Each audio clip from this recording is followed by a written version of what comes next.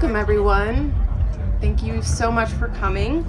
This is Intersectional Healing and Intentional Celebration with Psychedelics. And I'm going to have Paula do a little welcome. Hi, everyone. My name is Paula Graciela Kahn. I'm so privileged and blessed to be sharing this space with you all. I want to start out by recognizing that we are an occupied native land, and the original peoples of this land are the Ohlone, Salinan, Esalan peoples.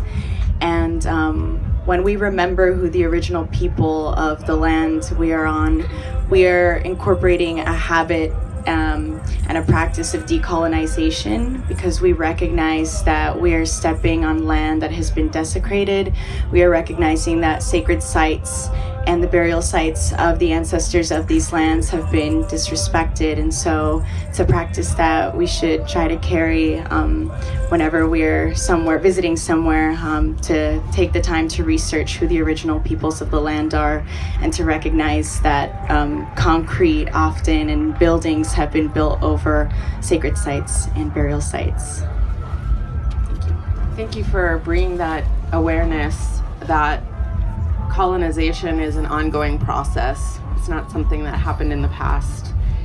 And so we're going to format this talk as a conversation between Paula and I. I'm Jay Sevelius, also very, very honored to be here.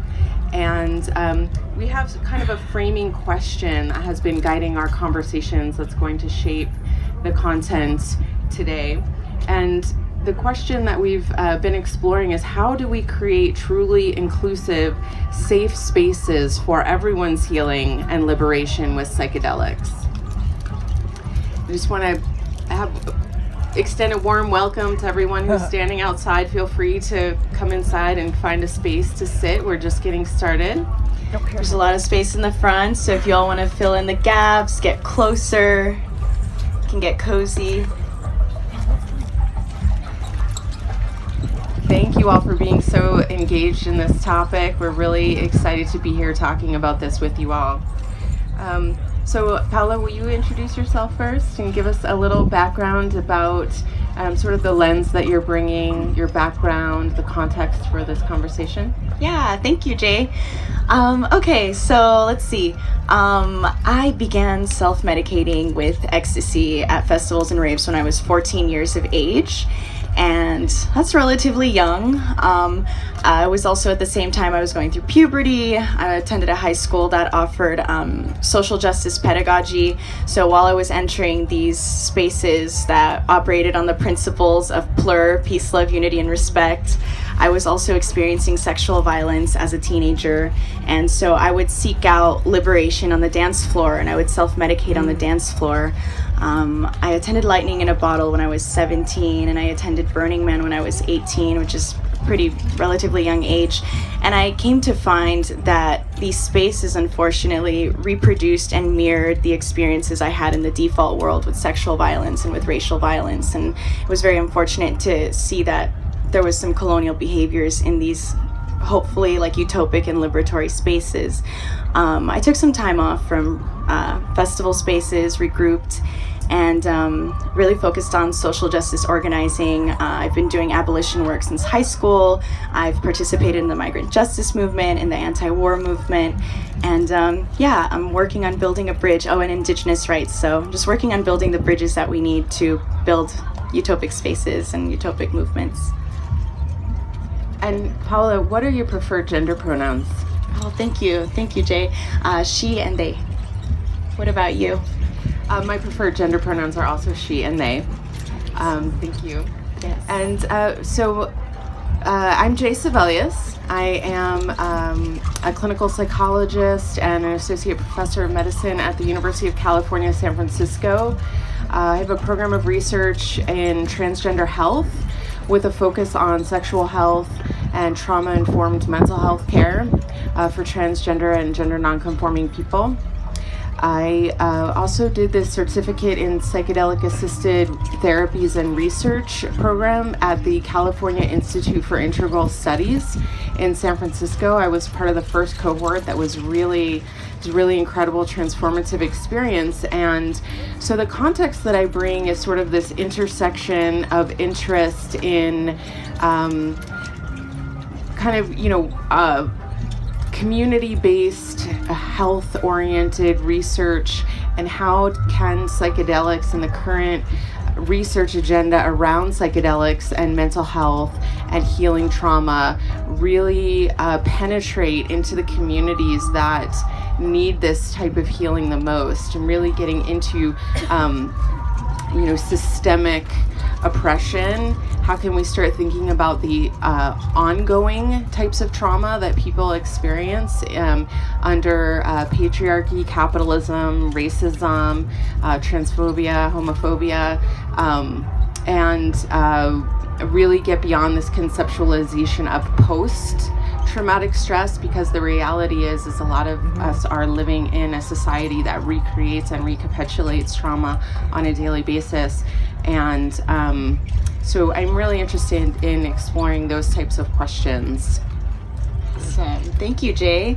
And Jay, could you give us an overview of the current psychedelic research agenda and the recent findings related to trauma, including MAPS's research? Sure, yes. I just wanted to mention too, related to that, is that Paula and I had the opportunity to be on a panel together at the Psychedelic Science Conference in Oakland in 2017, where there was an incredible depth of presentations around the current research that's going on with MAPS and literally all over the world with plant medicines, with MDMA, psilocybin, LSD, and you can go online and watch any of the presentations from the Psychedelic Science Conference online. It's really an amazing resource, psychedelicscience.org. So it's a great opportunity for Paula and I to continue the conversation that we started on the panel last year. And I'm not going to go too far into sort of the current research agenda, but just to know that MDMA-assisted therapy is currently in phase 3 clinical trials for PTSD. It's very exciting. There are a number of studies also going on around psilocybin and LSD, and the majority of the focus around MDMA-assisted therapy has really been on PTSD. And there's been a focus on veterans and as well as other types of trauma. But it does show us the vast potential for psychedelics to heal trauma and help people approach wholeness. People who are living with debilitating PTSD, and the incredible hope that psychedelic research brings for healing trauma. And I think that what interests me is what's on the horizon. What are the next questions that we can be asking around how psychedelics can help us to heal trauma? So one question that I often ask is, who is currently being left out? And so one of the challenges with the current psychedelic research agenda is that the participants have been almost entirely white. The focus is very much on past trauma, as opposed to acknowledging the types of traumatic stress that people of color experience, that transgender people experience. Many of the trans people and trans women of color in particular that I work with have a hard time leaving their houses because of the types of violence and harassment and ongoing trauma that they're facing on a daily basis. So how can MDMA-assisted therapy for trauma help us to cope with the traumatic context that many of us are living in? And how can we think about those of us with privilege? How can we think about psychedelic-assisted therapy to really bring the types of insights, the anti-racism type of work that we want to do, social justice agenda into our daily lives? because these psychedelics really give us the opportunity to have many insights into the illusion of separation, what it means to be a spiritual being, having a human experience, and we can really feel like we transcend a lot of these racist, transphobic constructs that we deal with in our human experience. But how do we bring that experience of transcendence back into our human life, back into our interactions with people who may not have access to those kinds of insights and epiphanies because they don't have access to safe spaces like this to do the type of exploration that we're able to do. So those are the kinds of gaps and future questions and that I would like to see the research agenda and these conversations really pushing. Oh, may I make some additions to that? Please, yes. Awesome. Okay, and if I could just add that some of the gaps I've observed in the research is that the research isn't currently designed to address intergenerational trauma. So for example, intergenerational trauma is of like specific importance in my life. I'm kind of obsessed with it. I'm an intergenerational trauma nerd. It's kind of strange. But as a descendant of survivors of genocide and not survivors of genocide on both sides of my family, I feel a very embodied obligation to address intergenerational trauma, and I've noticed it's not being addressed in the research.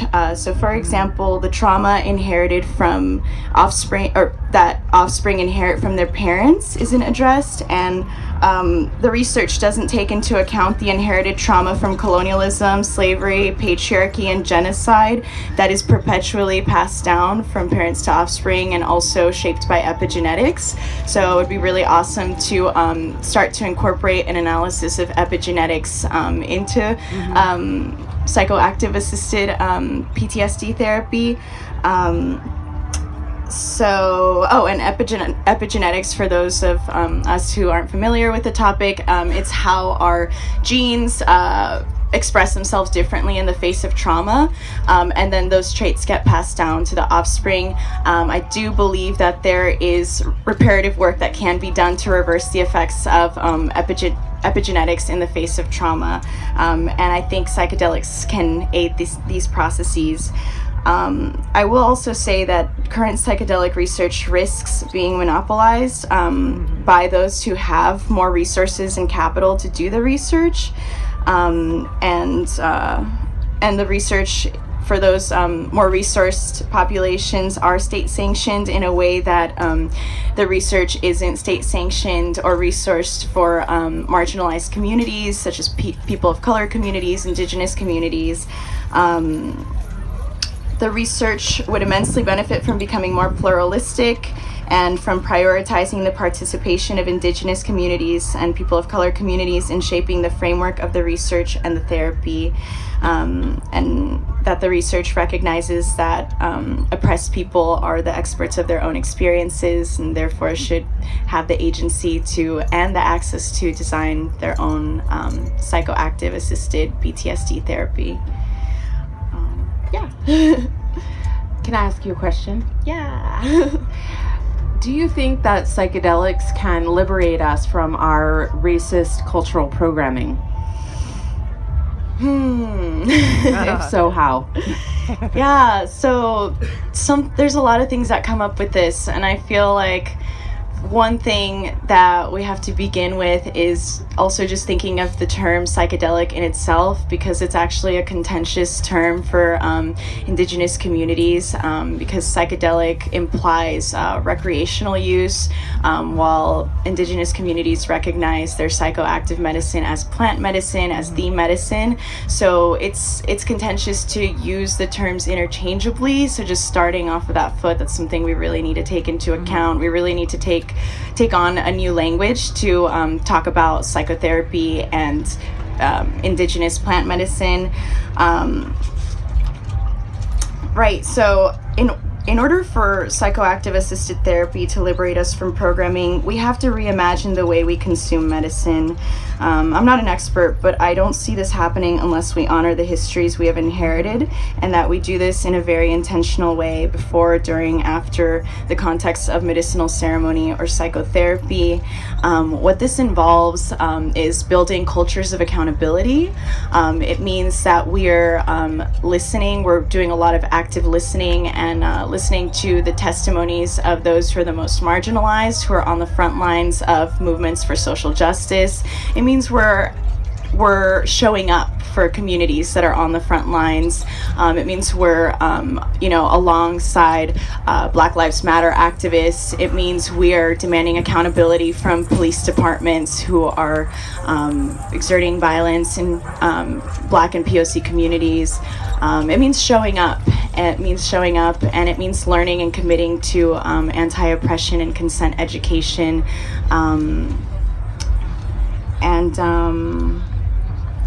Let's see. Yeah, and this in itself, showing up and listening in itself changes us. I think it's that does the rewiring. Something I will also say, it's of maximum importance to begin reading accounts, historical accounts of slavery, colonialism, and genocide from the perspective of the oppressed, because only through these behaviors do we bear witness to the atrocious acts of history that we've inherited, and we are kind of we have this like collective cultural amnesia, and so we have to break that amnesia by remembering and by honoring that as we participate in psychotherapy and medicinal ceremonies.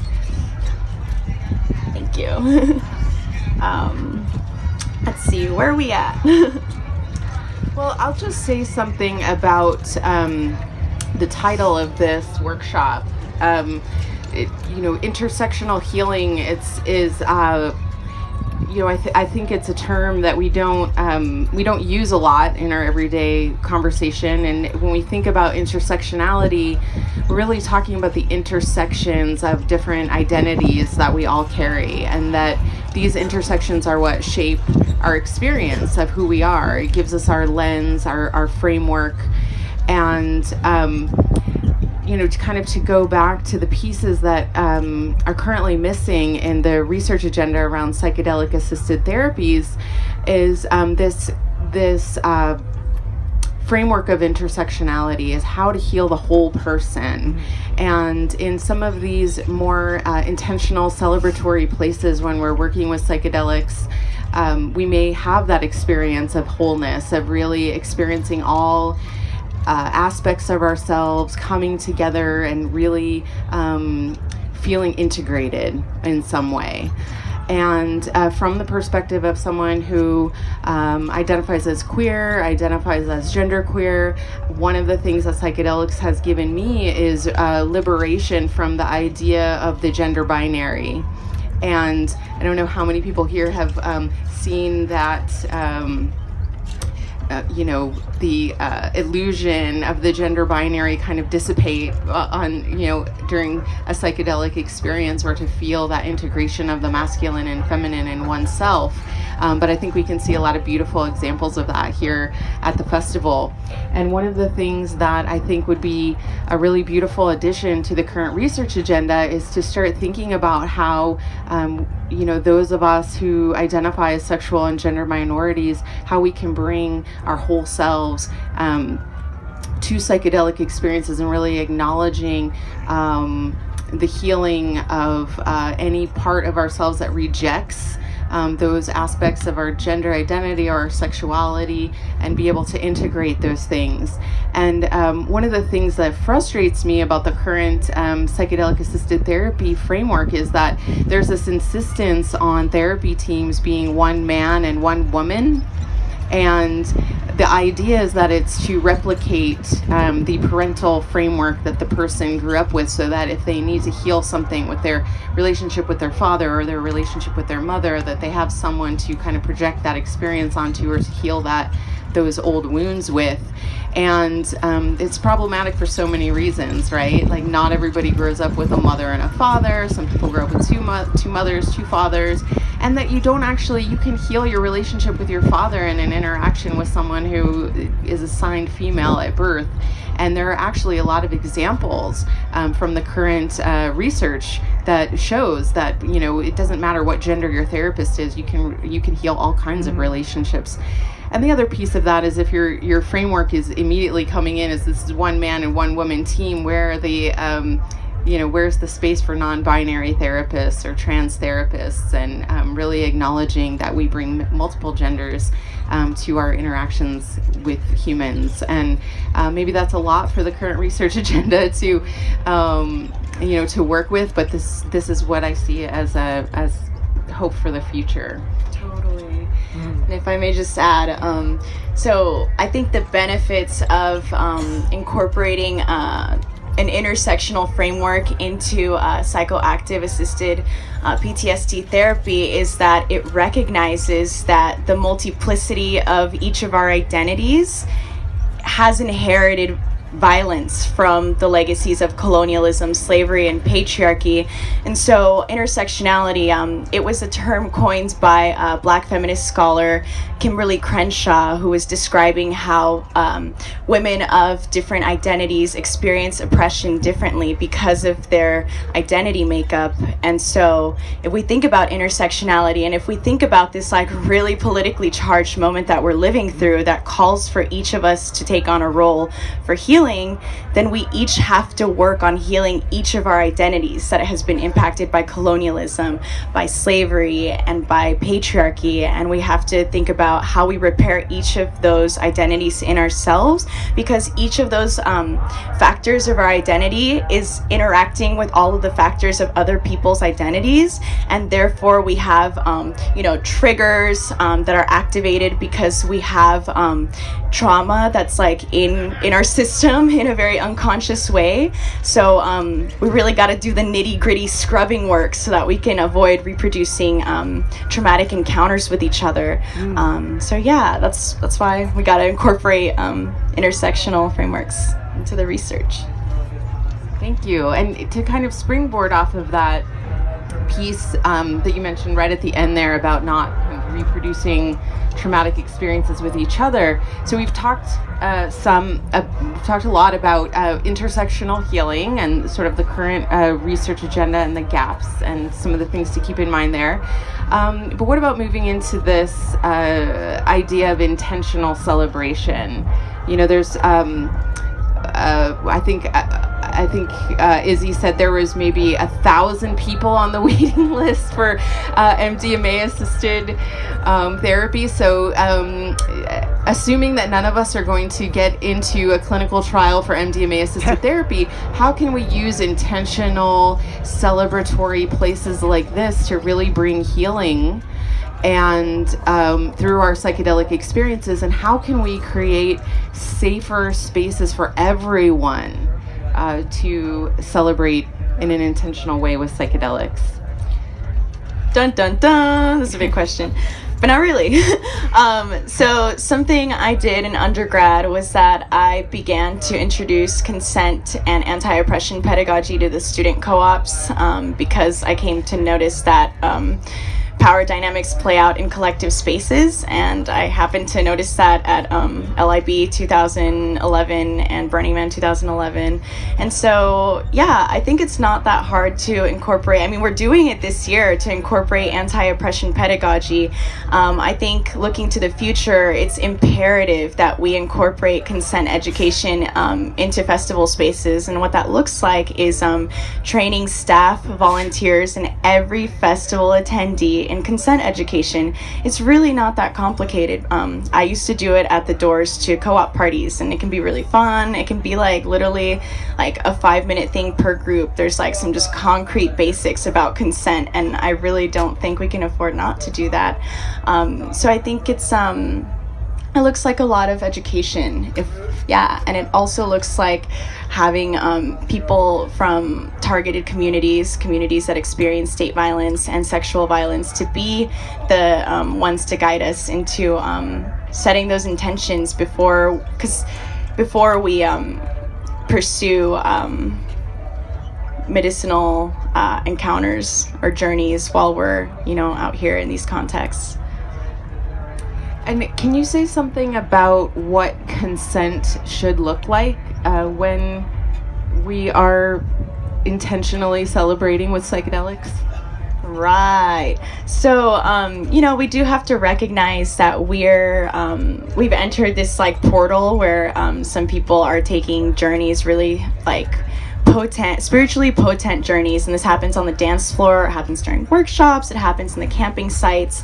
We're not all sober, and so I think we're really sensitive to each other's energies, and we shouldn't have to feel re-traumatized in the spaces we go to seek healing. And from my personal experience, I've definitely felt like the dance floor is a battleground sometimes, and like I'll be like, on a journey, and I'll literally have to try to bless the area that I'm in to just feel protected, and I'm just like la la la la, or I'll try to do some wizardry to just try to feel protected.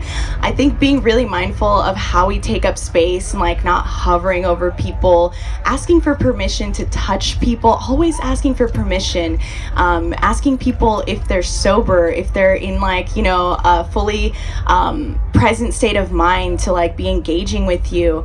I think if you're really attracted to someone and they're clearly not sober, like it's always cute to just like write down your number on a piece of paper, write down your name, offer it to them, and like just like remove yourself from the situation, just like put the feelers out there. But it's not okay to be predatory in these contexts or to just like be thirsty. Like it can be very uncomfortable.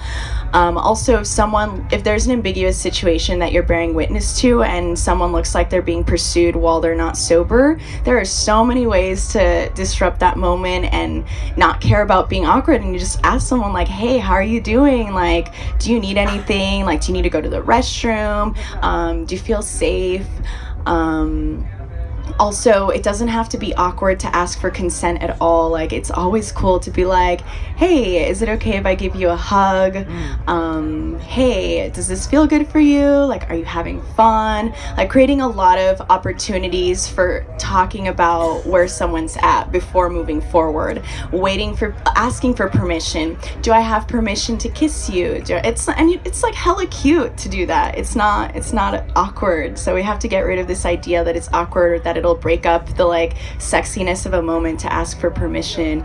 It's an expression of respect. Yeah. And just to add to that too, when we're working with psychedelics in an intentional celebratory way, there's so much potential for healing. And what can happen is sometimes the trauma can come up to be healed. And so what that can look like is, if someone does experience some kind of aggressive behavior, predatory behavior, what a trauma response looks like is what can be perceived from the outside as an overreaction. Sometimes people can react very strongly to what seem like small incidents, and what that is someone's history of trauma coming up to be healed, being triggered by this particular interaction or incident, and it can come up and look like a very big reaction to a small experience on the outside.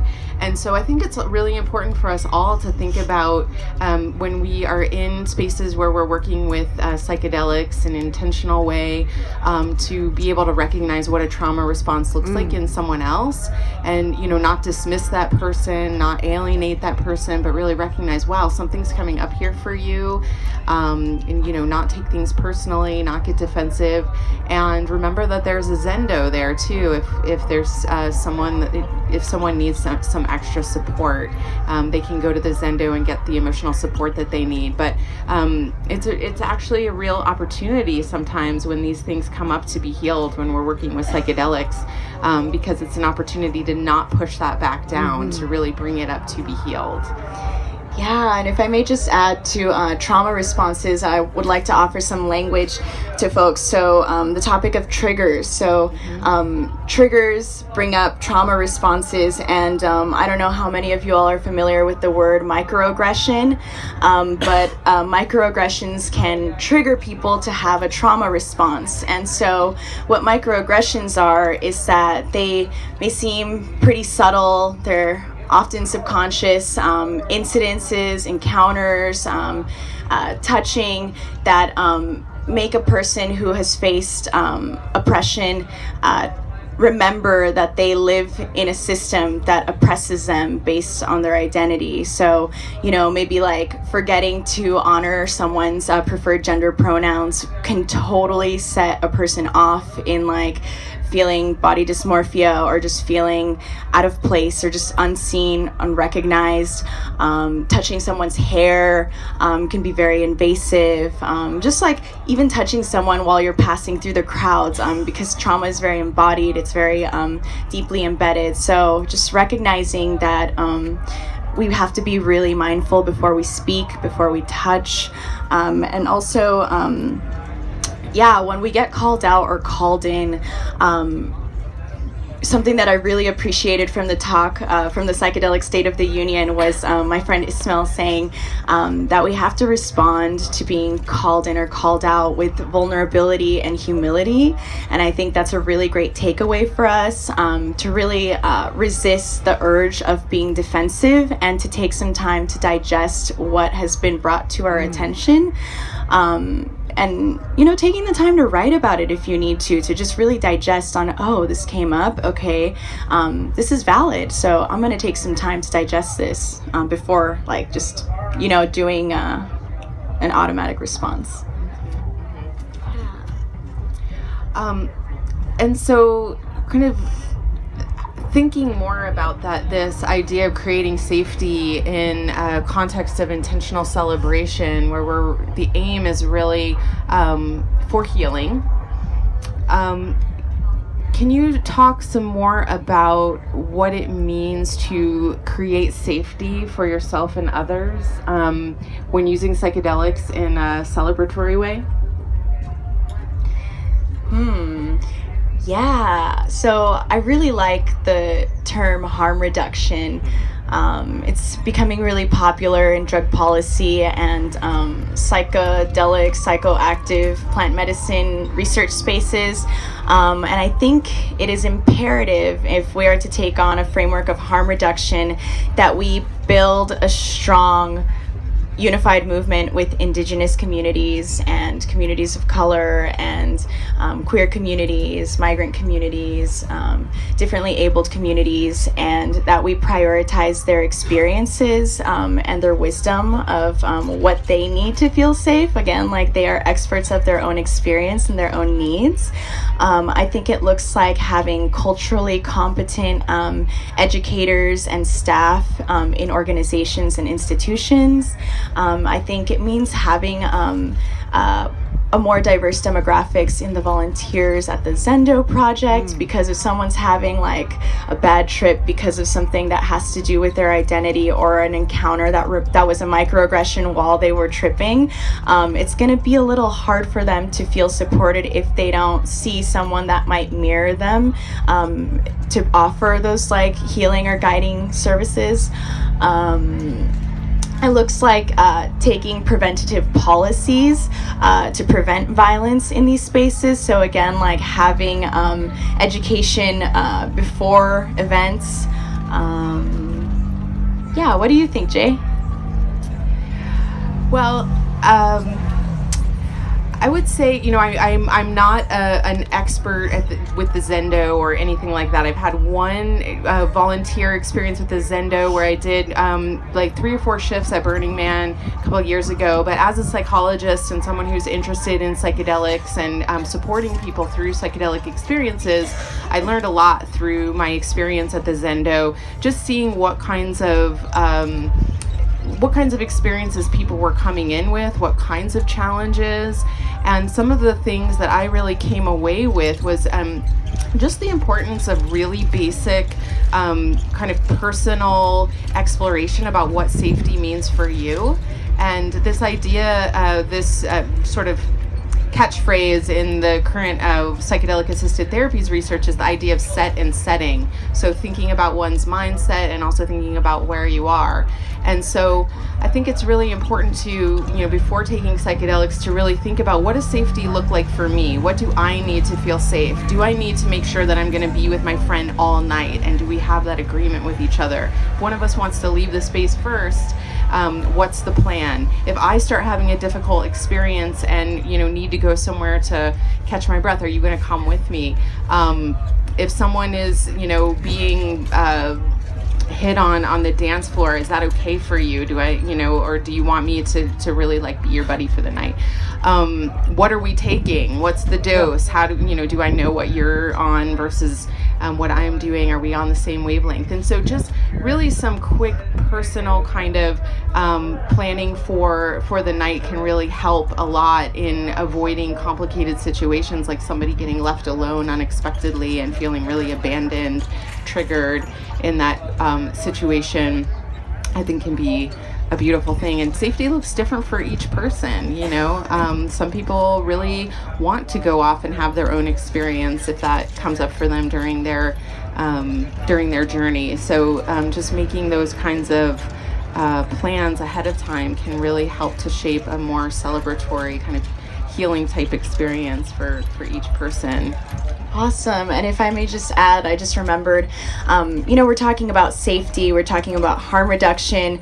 It's also important that we mention that certain plant medicines are endangered right now. So if we're talking about safety and we're talking about harm reduction in, these contexts of healing at festivals and in psychotherapy research, we have to talk about the endangerment of peyote, aka hickory, and mushrooms, and the struggles that indigenous communities are facing throughout the world because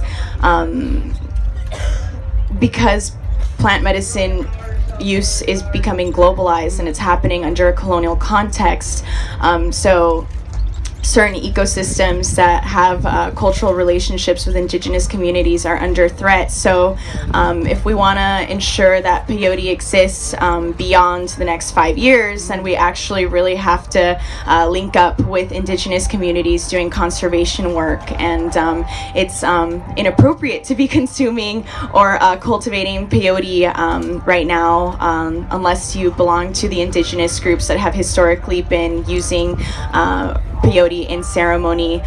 So please spread the word, because we really actually on a planetary context or scale cannot afford to continue consuming peyote in the way that's happening in these spaces. Also, we really need to be consulting more with indigenous communities on respectful and dignified ways to relate to plant medicine, and we need to be very, very mindful that we are supporting the indigenous communities that have relationships with the plant medicine, because there's a lot of struggles for land rights, for self-determination, for sovereignty. There's a lot of indigenous land defenders that are losing their lives for defending their lands. So it's really, I personally think it's pretty inappropriate to be consuming plant medicine without having a relationship, an accountable relationship to indigenous communities and to the struggles that they face because of the past 500 years of colonialism. So yeah, something we can all take into account.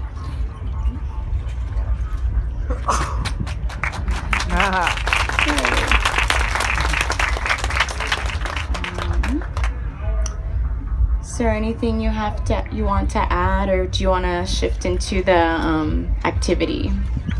Sure, yes. Why don't we do that? So as a little kind of grounding, interactive experience, we want to ask you to turn to a neighbor and discuss for a few minutes. You can kind of trade off. What do you need to feel safe when you ingest psychedelics? So what does safety for you look like? And if you don't ingest psychedelics, when you're in any kind of altered state or in a kind of heightened emotionally vulnerable state, what do you need to feel safe? So really thinking about what safety for you looks like and how to talk about that. So if you could turn to a neighbor, and we'll just have a little chat for about 5 minutes.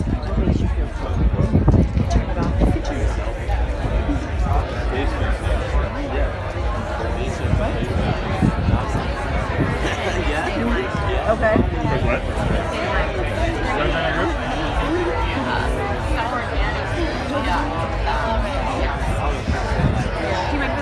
Oh, go ahead, honey.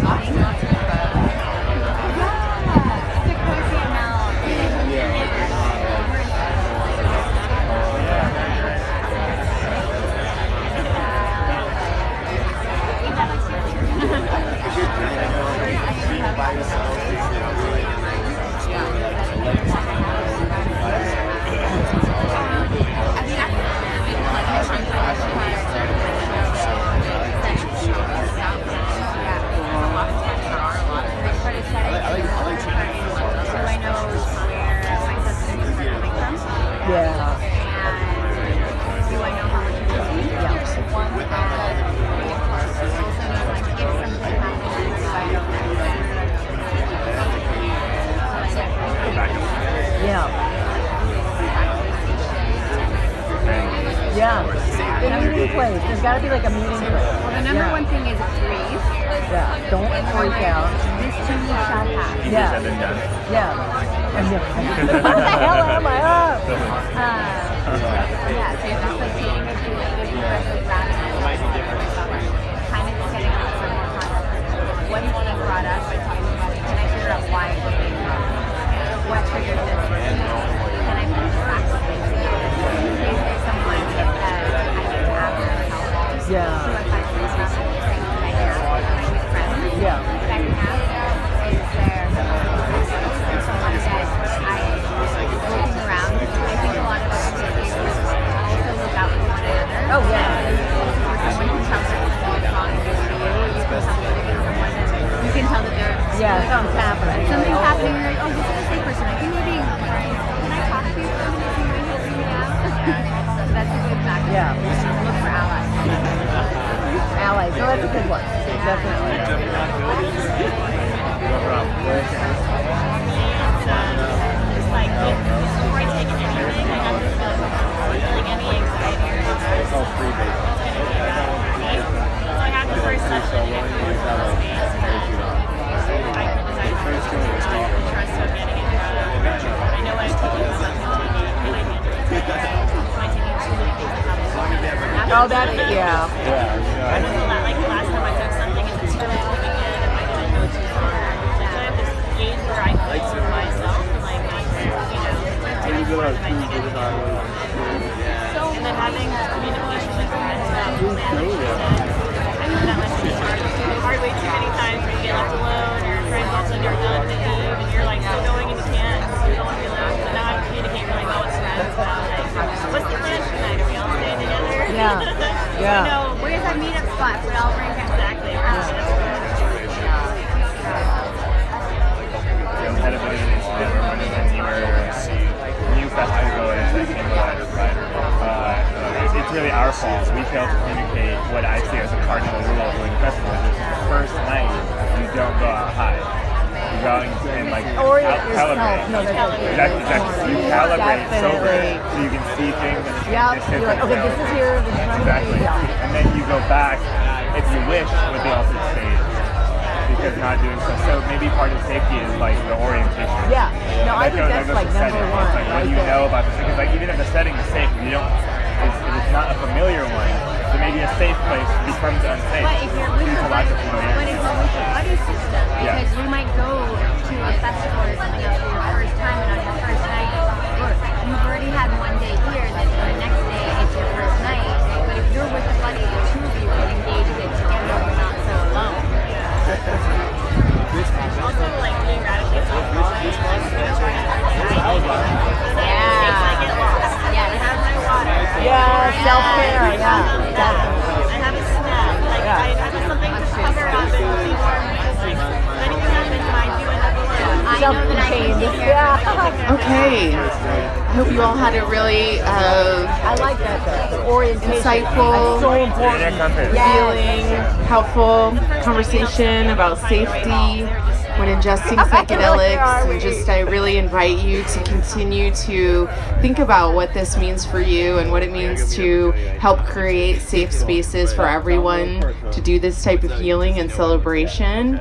And I also invite all of you to think about the concept of integration and what it means to take these experiences and these insights and this healing back into the default world and back into our relationships and into the social context that we live in.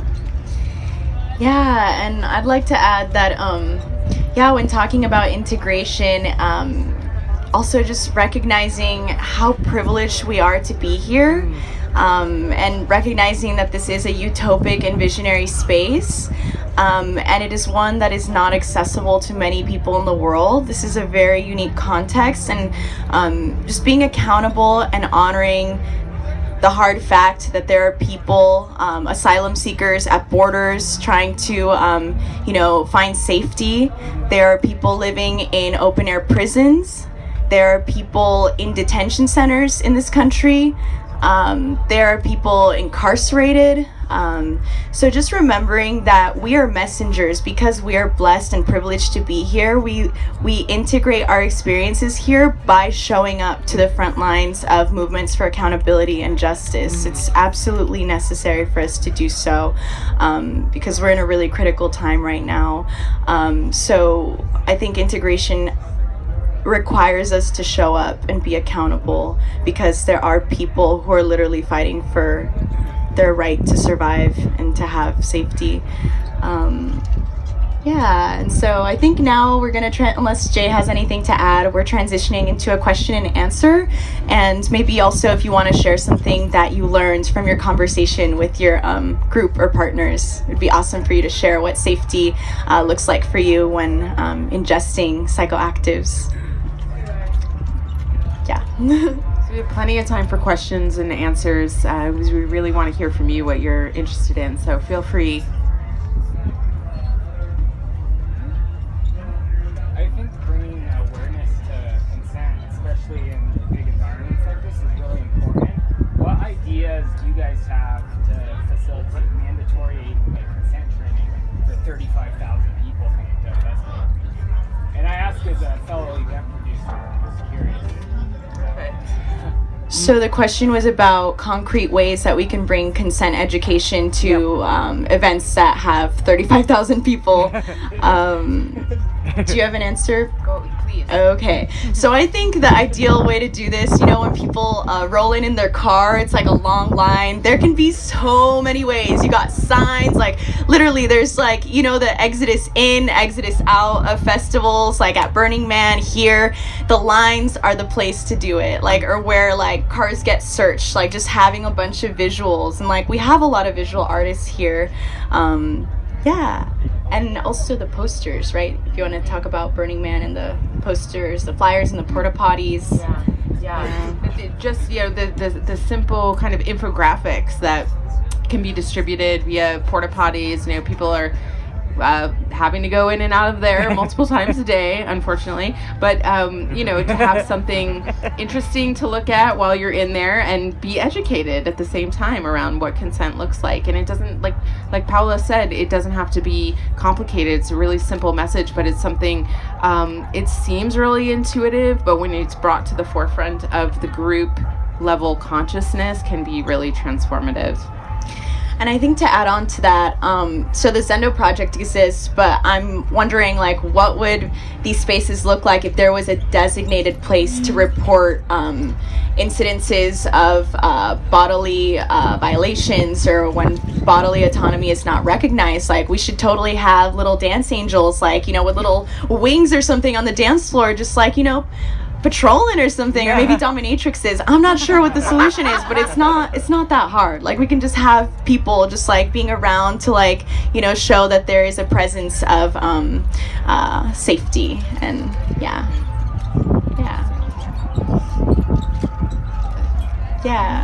you had a question? Yeah, I was wondering about how actions with sustainability of MDMA sourcing. We know a lot of illicitly manufactured MDMA is harvested from endangered species. Can you say that a little bit louder? And I think I'm not personally equipped to answer the question, but I do know that we do have a MAPS employee here. I'm not sure if they want to answer the question. Can you repeat louder? I was wondering if you had any experience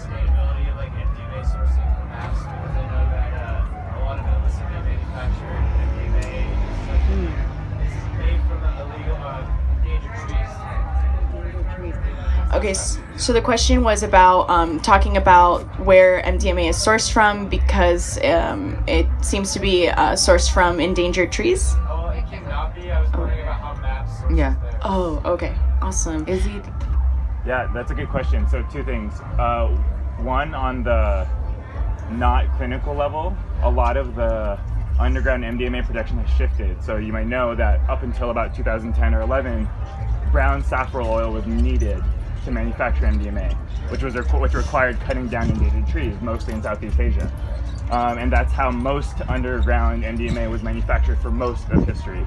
And then in about 2009-10, another precursor was discovered. I think it's PMK. I'm not actually, that might be wrong.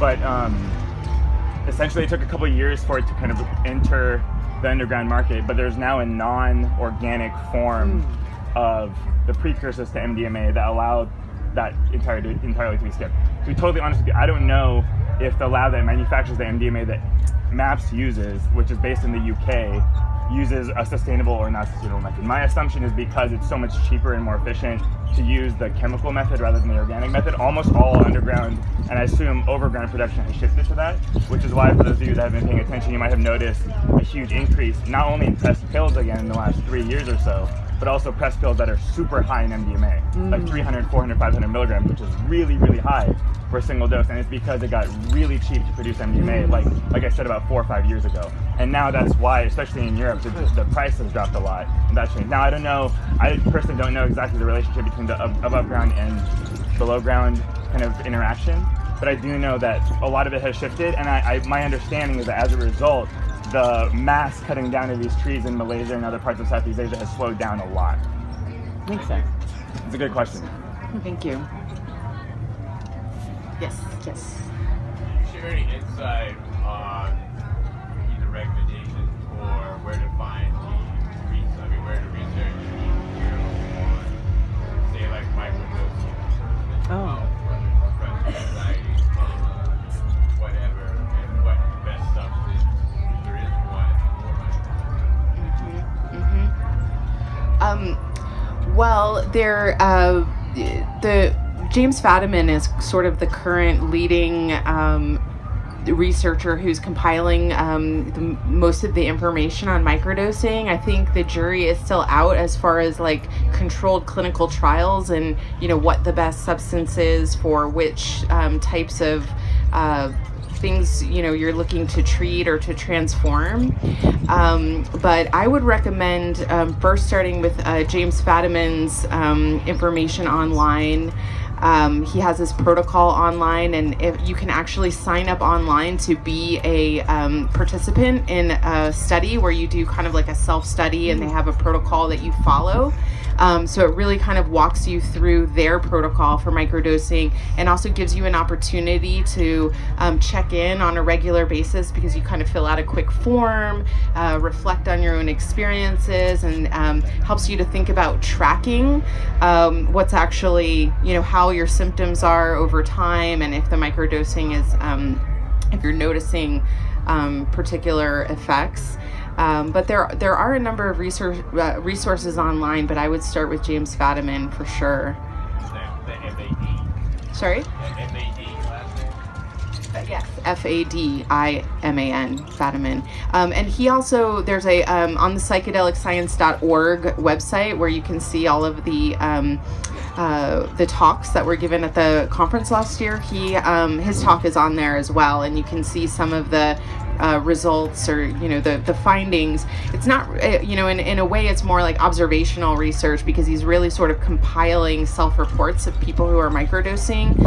As far as I know, there are no clinical trials going on with microdosing at the moment, so a lot of it is sort of compiling self-reported information, which is great, because he has a huge database of people who are interested in participating and tracking this for themselves. Sorry? For the microdosing? No, this the conference, Psychedelic Science? Yeah, psychedelic-science.org. It's a wealth of information, because you can literally watch any seminar from the entire 3-day conference that had like 4 tracks.